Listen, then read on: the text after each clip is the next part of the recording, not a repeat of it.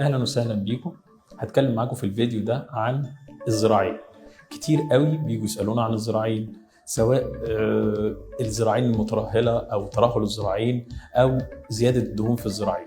وكتير قوي يقول لك انا مهما خسيت او مهما عملت دايت فالزراعين دول ما بيتغيروش. الحقيقه عشان نعالج الزراعين دول لازم نعرف ايه المشكله.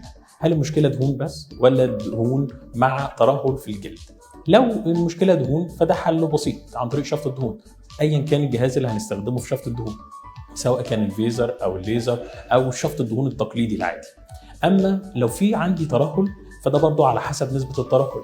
لو ترهل متوسط فانا ممكن احصل على نتيجه كويسه عن طريق شد الجلد من خلال جرح صغير بيبقى في كسره الابط، بيبقى مختفي وملوش اثر. طب لو الترهل عندي شديد قوي او كبير قوي يبقى ده هحصل عليه من خلال جرح طولي. برضو الجرح الطولي ده بيبقى مستخبي في التانية بتاعه الذراع، زي خياط الجاكيت بالظبط، ما بتبقاش باينه من قدام ولا باينه من ورا. من خلال الجرح ده بنقدر نحصل على شكل جميل للذراع، او عن طريق شفط الدهون بنحصل على شكل جميل للذراع. فلازم نقيم الحاله الاول ونشوف فيها الاول ونشوف الحاله الاول، وبعد كده بنقدر نقول ايه الحل الامثل لكل حاله.